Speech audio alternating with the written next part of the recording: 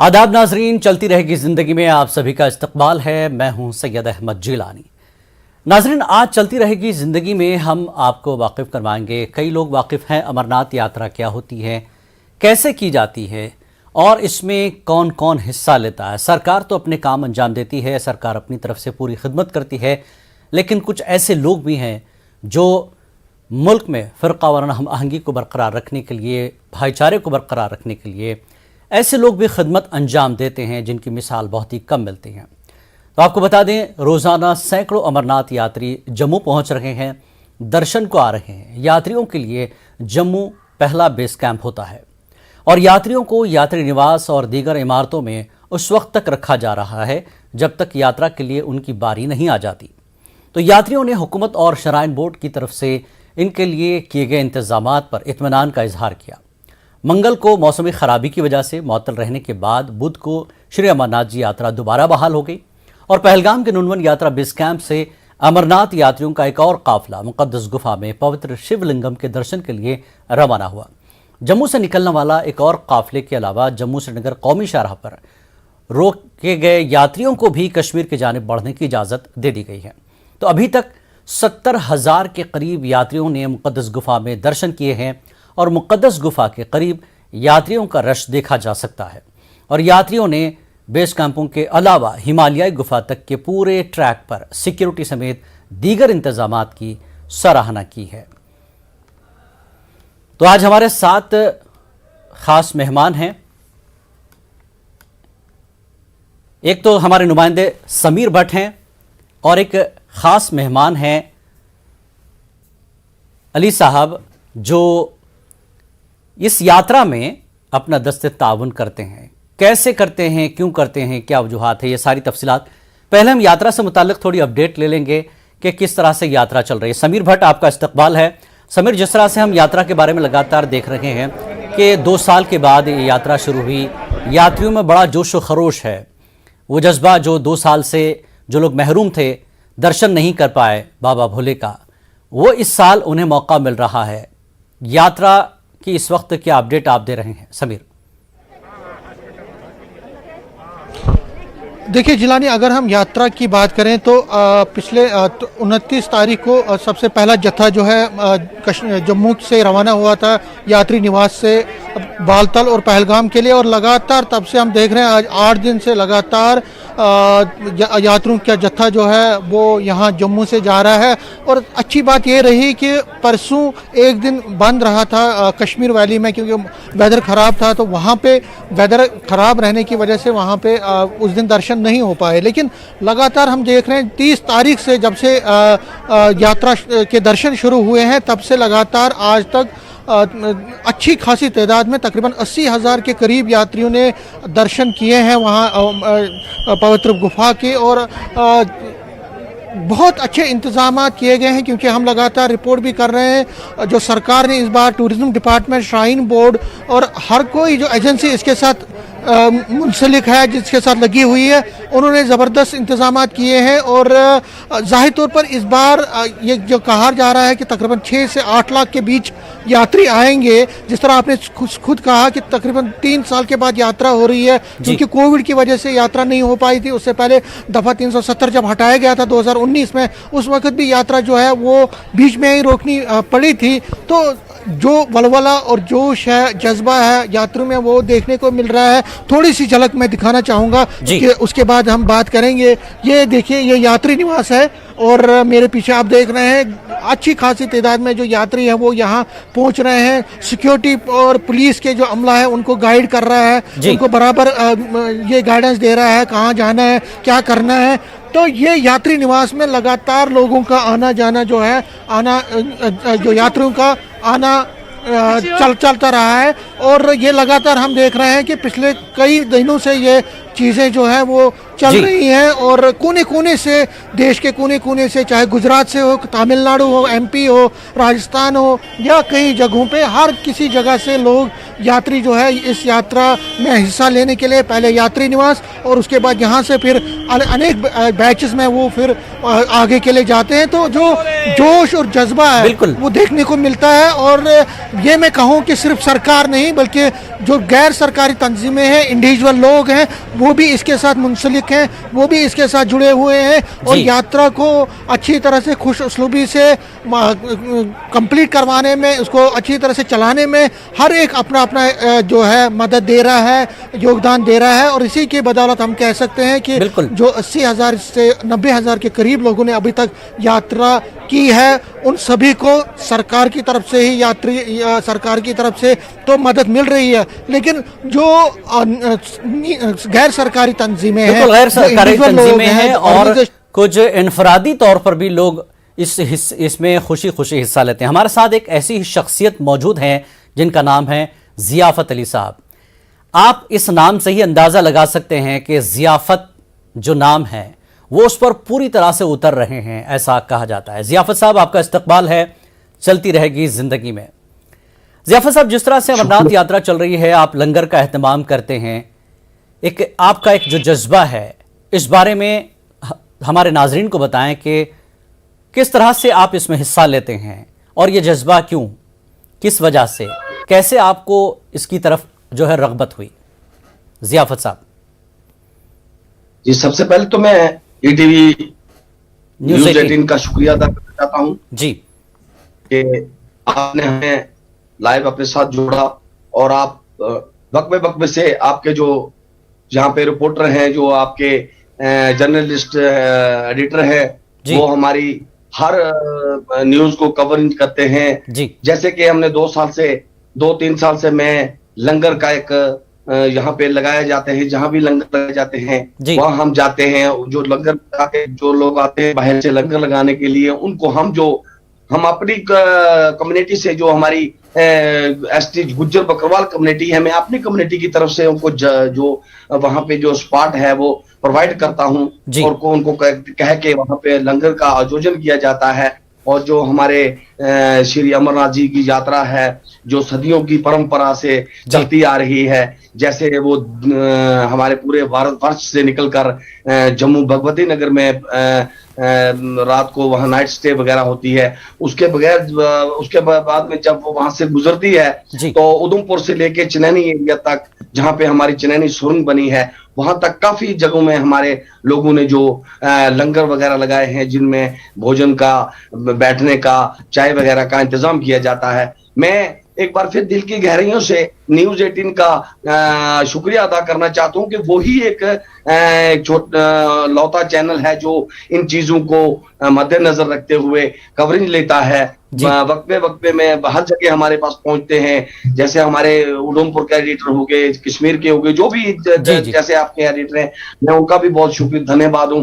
और सबसे पहले मैं ज्यादा से ज्यादा जो हमारी ये भारतवर्ष से निकलकर जो यात्रा जी है, श्री अमरनाथ जी के लिए यात्रा जा रही है, मैं दिल की गहराइयों से एक बार फिर उनका साल 2022 में वेलकम करता हूं और दिल की गहराइयों से उन्हें यहाँ पे वेलकम उनका शुक्रिया करता हूँ। जियाफत साहब, अभी आपने कहां पर लंगर लगाया है और किस तरह से आप प्रिपरेशन करते हैं इस लंगर के लिए?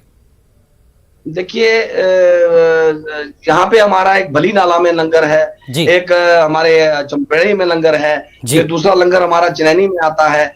जिन लोगों ने यहाँ पे लंगर लगाए हैं, जो बली नाला और थर्ड वाला लंगर है, वो हमारी जमीन, हमारे लोगों की जो है जमीन है जिसपे वो लंगर लगाया जाता है। हम उनसे फ्री ऑफ कास्ट में वो जगह देते हैं और उनके पूरा तावन करते हैं। दिन रात वहां जुड़ के जो यात्रा आती है, जो हमारे यात्रु आते हैं, श्रद्धालु जो आते हैं, उनका हम वेलकम करते हैं और उनको पूरी तरह सहायता देते हैं अपनी तरफ से, अपनी दिल की गहराइयों से उनके साथ जुड़कर उनका सम्मान करते हैं कि वो यहाँ पे आते हैं और वहां यहाँ से वो रवाना होके फिर आगे की तरफ चले जाते हैं। जैसे रामबन से लेके बनिहाल तक 2-4-5 जगहों में लंगर है और जैसे भी मुझे मौका मिलता है मैं हर लंगर में जाता हूं और जाके वहां पे उन लोगों की हौसला अफजाई करता हूं और अपनी तरफ से उन लोगों को मुबारकबाद पेश करता हूं जिन लोगों ने लंगर लगाए हैं, जिन लोगों की जगह हैं, जिन लोगों ने जगह प्रोवाइड की हैं। मैं उन लोगों को भी अपने दिल की गहराइयों से अपनी पूरी कम्युनिटी की तरफ से उन लोगों को भी मुबारकबाद पेश करता हूं। किस तरह का रिएक्शन मिलता है, क्योंकि 2 साल के बाद यात्री अब पहुंच रहे हैं,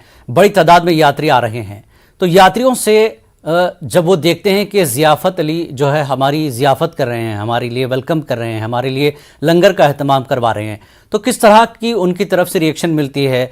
क्योंकि एक ऐसे माहौल में, एक ऐसे दौर में हम जी रहे हैं जहाँ पर नफसा नफसी का आलम है, जहाँ पर आजकल मजहबी तौर पर देखें काफ़ी तनाज़ा है। ऐसे में ऐसी कोशिशों की बेहद ज़रूरत है, अब एक दूसरे को करीब लाने की ज़रूरत है, जो कि काम आप कर रहे हैं। तो श्रद्धालुओं का रिएक्शन आपको कैसे मिलता है?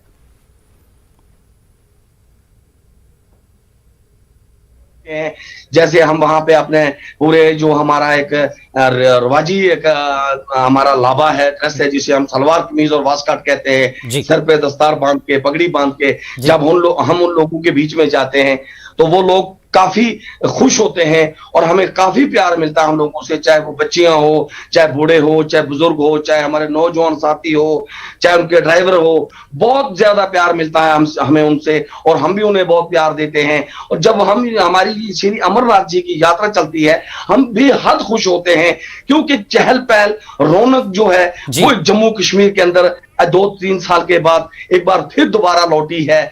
ये हमारे बुजुर्गों का एक हमें आदेश है, हमारे जो कायद थे उनका एक आदेश है। जैसे हमारे पार्टी के कायद थे पीपल्स डेमोक्रेटिक पार्टी के हमारे मुफ्ती मोहम्मद सईद मरहूम साहब, उनका भी एक आदेश था कि जो भी बाहर से हमारा मेहमान आता है, जम्मू कश्मीर के अंदर से आता है, कोई भी बंदा आता है, उसकी फुल मदद करो और फुल तरीके से उसकी जो है सपोर्ट करो और उसको प्यार दो ताकि वो तुम्हें प्यार दे। वही एक नक्शे कदम लेके हम चल रहे हैं, उसी नक्शे कदम पे हम चल रहे हैं। जैसे भी हमारी यात्रा के लोग जहाँ रुकते हैं, चाय वगैरह भोजन वगैरह करने के लिए हम जाते हैं, नमस्कार करते हैं, सलाम करते हैं और वो इतने खुश होते हैं, हमें लगता है कि जैसे उनको अपने परिवार के लोग मिल जाते हैं। तो हम भी ऐसे समझते हैं कि जैसा हमारा जम्मू कश्मीर के अंदर एक नई एक रोशनी, नई एक सुबह, जैसे कि यात्रा हमारी श्री अमरनाथ जी की यात्रा शुरू हुई, तो इस दौरान में हमें बहुत अच्छा लगता है।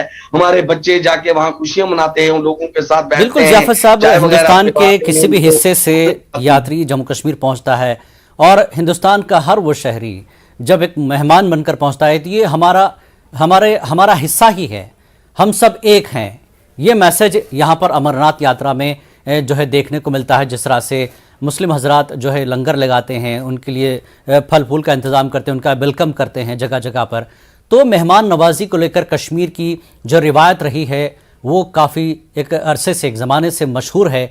जाना जाता है जम्मू कश्मीर इसी लिहाज से कि यहाँ पर लोग जो मेहमान नवाजी करते हैं, काफ़ी मशहूर है इस मामले में जम्मू कश्मीर। समीर, हमारा ये जो प्रोग्राम है चलती रहेगी ज़िंदगी, इसमें हम सेहत को लेकर काफ़ी ध्यान दिलाते हैं लोगों को, क्योंकि एक तरफ मौसम जो है करवट ले रहा है, कभी बारिश का मौसम है, हालात कभी कुछ ना कुछ होते हैं, जैसा कि कल ही यात्रा रोकी गई थी परसों क्योंकि मौसम ठीक नहीं था। तो सेहत को लेकर, यात्रियों की सेहत को लेकर, उनकी देखरेख को लेकर किस तरह के इंतजामात सरकार के रहते हैं यात्रियों के लिए? देखिए जिलानी, मैं आपको बता दूं, यहाँ पे अगर हम जम्मू की बात करें तो मैं आपको बताऊं कि जम्मू में बहुत टाइम के बाद, क्योंकि कश्मीर वैली में बहुत ज़्यादा गर्मी पड़ रही है और गर्मी के साथ साथ ह्यूमिडिटी भी बहुत ज़्यादा है। जम्मू में तो होता ही है, लेकिन श्रीनगर वैली में, कश्मीर वैली में भी इस साल बहुत ज़्यादा गर्मी पड़ रही है। ग्लोबल वार्मिंग एक रीज़न हो सकता है और भी बहुत सारे फैक्टर्स हैं, लेकिन जो गर्मी है और उमस है और ह्यूमिडिटी बहुत ज़्यादा है। और दूसरी तरफ सेहत की अगर हम जिस तरह आपने बात की, तो क्योंकि कोविड के केसेस में लगातार बढ़ोतरी हो रही है और हम देख रहे हैं कि जम्मू कश्मीर में भी कल तकरीबन 150 के करीब कोविड केसेस आए थे, जो कि 2 महीने पहले सिर्फ 2 या 4 आते थे। तो इतनी ज़्यादा उछाल आया है कोविड केसेस में, लगातार पूरे इंडिया में आए हैं और यहाँ जम्मू कश्मीर में भी आए। लेकिन जो यात्रियों के लिए, क्योंकि ये पहले ही हेल्थ डिपार्टमेंट ने एडवाइजरी जारी की थी, जो कोविड केसेस में जो कोविड का दौर चल रहा है उसके मद्देनजर जो यात्री हैं उनकी ज़बरदस्त चेकिंग होती है, बराबर चेकिंग होती है हेल्थ डिपार्टमेंट की तरफ से। और जो उनके कोविड जो टेस्ट किए जाते हैं जब लखनपुर से वो एंटर करते हैं, उससे पहले भी जो बोथ डोजेज ऑफ वैक्सीन, उन्होंने दोनों डोजेज ऑफ वैक्सीन लगाए हैं, उसकी जांच होती है। वो सर्टिफिकेट उनको जब रजिस्ट्रेशन होती है उस वक्त भी सबमिट करनी पड़ती है। और यहाँ पे भी जब ये यात्री निवास यहाँ पे आते हैं, यहाँ पे भी, और उसके बाद लगातार जब ये यहाँ से बैचेस में कश्मीर वैली के लिए निकलेंगे तो इनकी चेकिंग वहाँ पे होगी हेल्थ डिपार्टमेंट की तरफ से। जगह जगह पे हेल्थ डिपार्टमेंट ने कैंप लगाए हैं और इनकी चेकिंग होगी। और उसके साथ साथ जिन लोगों को कोई प्रॉब्लम होती है, किसी को किसी चीज़ की कोई बीमार हो जाता है या किसी जगह किसी मर्ज में मुब्तला होता है, तो उसको बराबर वहाँ पे चेक किया जाता है, उसकी बराबर चेकिंग होती है। Doctors, specialised doctors health department की तरफ से पूरे रूट पे लगाए गए हैं। जम्मू में यात्री निवास में भी हेल्थ डिपार्टमेंट ने कैंप खोला हुआ है। इस तरह जो ट्रैक जो लखनपुर से यहाँ तक, यहाँ पे भी लगातार ट्रैक जो कैंपस लगाए गए हैं डॉक्टर्स की तरह, जिसमें दवाइयाँ हैं मुफ्त दी जा रही हैं, डॉक्टर्स मुफ्त में इलाज करते हैं। और कोविड के मद्देनज़र जितने भी प्रिकॉशंस हैं, एडवाइजरीज हैं, SOPs हैं, उनको यात्रियों को किस तरह से उस पर अमल करना है उसकी बराबर उनको गाइडेंस दी जाती है। तो हेल्थ के मामले में जो श्राइन बोर्ड हो, सरकार हो या हेल्थ डिपार्टमेंट हो, वो कोई भी कोताही नहीं बरत रहा है। बराबर इनकी मॉनिटरिंग होती है, जो यात्री हैं उनकी चेकिंग होती है। अगर ऑफिशियल उसको ये लगा कि कोई जो यात्री है वो यात्रा करने के लायक नहीं है, किसी कारण से वो बीमार है, हो गया है या उसको वो कैपेसिटी नहीं है, तो उसको वापस भी भेजा जा सकता है। क्योंकि यहाँ पे ये स्ट्रिक्टली बोला गया है कि उसी यात्री को जाने की इजाज़त मिलेगी जो ठीक होगा, जिसका जो हेल्थ वाइज ठीक होगा। तो सारे प्रिकॉशंस लिए जाते हैं, कोविड रिलेटेड जितने प्रिकॉशंस वो लिए जाते हैं और हेल्थ रिलेटेड जितने प्रिकॉशंस हैं, जितनी गाइडेंस है, वो सब दी जाती है। जी जी ज़ियाफ़त साहब, जिस तरह से हमारे नुमाइंदे ने बताया कि हेल्थ का इशू बड़ा अजीब व गरीब है। इस वक्त कोरोना भी चल रहा है, ठीक है, और यात्रा है, जैसा कि समीर ने बताया कि गर्मी पड़ रही है, काफ़ी मसाइल है और सरकार तो ये सारी चीज़ें देखती है। आपके अपने लंगर में आप खाने पानी के साथ साथ और क्या सुविधाएं जो है यात्रियों को देते हैं? सर, पानी के अलावा चाय, जी, दाल वगैरह, पूड़ी वगैरह, जो भी हमारे यात्रियों की जो गुज़ा है, जो खाने पीने का उनका सामान है, जैसे बच्चों के लिए चिप्स वगैरह रखे होते हैं, कोल्ड ड्रिंक रखी होती है लंगर में, और बैठने की अच्छी सुविधा होती है। तो हर चीज अवेलेबल होती है। जैसे कि वैष्णो, जो जैसे हम वैष्णो खाना कहते हैं जी, तो वो हर तरह की चीजें, 2-3 किस्म की दालें होती हैं, राइस होता है, तंदूरी रोटी भी होती है, और पूड़ी जो वगैरह भी होती है, जो तल के पूड़ियां बनाते हैं वो होती है, सब्जियां 2-3 किस्म की होती हैं, चाय होती है। बस इसके अलावा जो भी खाने पीने की ड्राई फ्रूट के वगैरह, जो यात्री पहुंचता है उसको खाने पीने की कोई फिक्र करने की जरूरत नहीं है आपके लंगर तक?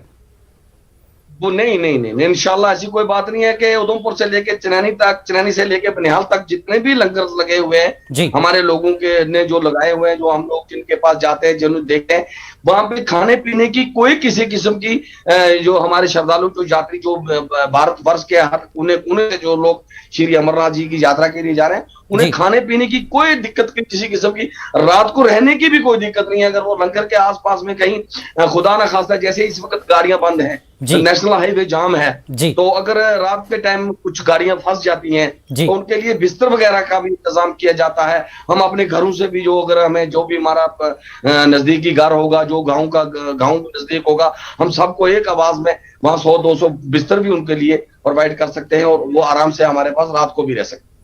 जी, यानी आपके साथ गांव के लोग भी जुड़ जाते हैं जब जरूरत पड़ती है, एक आवाज पर आपकी। जी बिल्कुल, जी बिल्कुल, जी बिल्कुल। यही खासियत है कश्मीर की, जम्मू कश्मीर की, कि लोग एक आवाज पर मेहमानों का पूरा इस्तकबाल करते हैं, पूरा ख्याल करते हैं। ज़ियाफ़त साहब, सरकार का कितना ताउन आपको मिलता है? क्योंकि सरकार चाहती है कि यात्रा खुश उसलूबी से हो जाए, बहुत अच्छे से हो जाए। सरकार तो अपना काम करती ही है, लेकिन आपको कितनी मदद सरकार से मिलती है? जी, सरकार की तरफ से हमारे साथ ठीक कोऑपरेट होता है। जो हमारी एडमिनिस्ट्रेशन है, जो हमारे जैसे डिस्ट्रिक्ट के जो डिप्टी कमिश्नर होते हैं, जो तहसीलदार वगैरह होते हैं, मेडिकल वाले होते हैं, जो जितने भी हमारे, जो भी हमारा यानी कि डिस्ट्रिक्ट वाइज, जैसे कि हमारे जम्मू कश्मीर के अंदर डिस्ट्रिक्ट वाइज जो हमारी एडमिनिस्ट्रेशन होती है, वो पूरा कोऑपरेट करती है हमारे साथ। और हम उनका भी शुक्रिया अदा करते हैं कि वो यात्रा वाले लोगों के साथ जो हमारे श्रद्धालु आते हैं उनको अच्छी तरह से हर मेडिसिन का जो जहां जरूरत पड़ती है वो मिलती है। जहां पे उनको कोई भी, जैसे कि मान लो अगर किसी यात्री की गाड़ी खुदा न खास्ता रास्ते में खराब हो जाती है तो हमारी डिस्ट्रिक्ट एडमिनिस्ट्रेशन एकदम उन्हें गाड़ी प्रोवाइड करके उन्हें शिफ्ट करके दूसरी गाड़ी में बिठा के अपने मकाम तक पहुंचाती है। जी जी समीर, सरकार और जैसा कि आपने कहा कि गैर तंजीमें, गैर सरकारी तंजीमें हैं, ये सारे मिलकर काम करते हैं तभी यात्रा जो है कामयाब होती है। सरकार भी मदद कर रही है। एक चीज़ ये जानना चाहेंगे कि अभी कितने यात्री आप जहां पर बता रहे हैं कि अभी भी लोग पहुंच रहे हैं जो काफ़ी तादाद में, तो कितने यात्री यहाँ हैं और कैसे सफ़र आगे बढ़ता है यहाँ से, ये क्योंकि पहला पड़ाव होता है जहां पर खड़े हैं। जिलानी, मैं आपको बता दूं, ये जो पड़ाव है लखनपुर से जब ये एंट्री करते हैं, जिस तरह से हमारे जो गेस्ट हैं ये कह रहे थे कि उन्होंने लंगर लगाया और बहुत बड़ा एक अच्छा काम कर रहे हैं ये उधमपुर में। हमने इस पे रिपोर्ट भी चलाया था कुछ दिन पहले। इसी तरह से यहाँ पे भी जम्मू में भी कुछ लोग रजाकारान तौर पे जो मुस्लिम समाज के लोग हैं वो भी लंगर लगाते हैं। हमने इस पर भी रिपोर्ट दिखाया था कुछ दिन पहले।